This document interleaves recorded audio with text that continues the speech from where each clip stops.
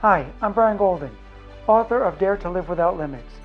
Throughout history, those seeking to usurp power and subjugate a population have learned that you can get people to agree to almost anything if it's in the name of equality and fairness.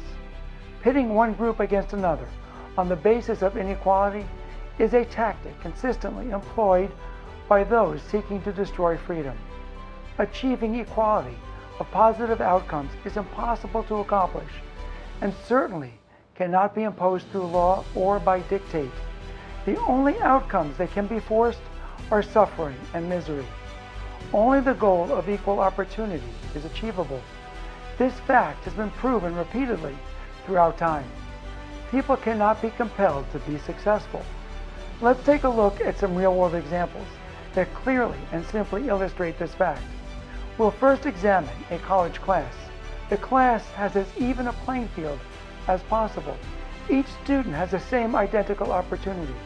All of the students are at the same school, in the same room, at the same time, have the same book, the same instructor, hear the exact same lectures, are given the same assignments, have the same grading standards, and take the same tests. In spite of equal opportunity, the students don't all earn the same grade. Why don't all the students receive A's? Why are the outcomes different? Because each individual student is different. Each student decides what to do with their opportunity. Those students who make scholastic achievements a priority get better grades than those who don't. Is it unfair that the more conscientious students earn higher grades? Financial inequality is often blamed as the root of needless suffering.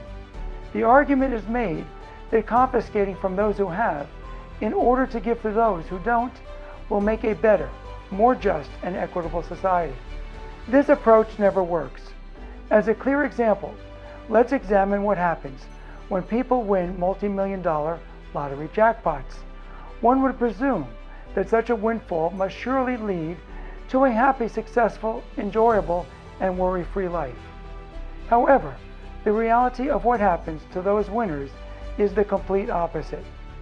Based on studies of lottery winners, the more money they win, the more likely they are to end up bankrupt. It is estimated that up to 70% of the winners end up broke within 7 years, with many winding up in worse financial condition than before they won. As another example, consider two individuals starting a job in the exact same position at equal pay at the same business. One person may work harder.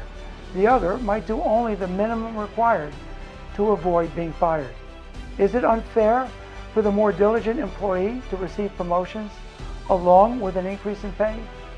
These examples clearly dispel the myth that successful outcomes can be forced, engineered, coerced, or insisted upon. Each individual is different in terms of their likes, dislikes, goals, aspirations, and work ethic. Using inequality to justify social engineering or wealth redistribution is a proven formula for disaster. Throughout history, every society utilizing this faulty strategy has failed miserably. The myth of inequality is a deceitful premise, intentionally designed to break apart a free society. It is used to justify punishing the successful without any benefit to those who they are claiming to help. Only in a free society where people have the right and liberty to thrive is success possible. History has explicitly proven this fact time and time again. Misery and suffering are the only things that can be spread equally upon a population. The myth of inequality is a weapon of oppression. Thanks for watching.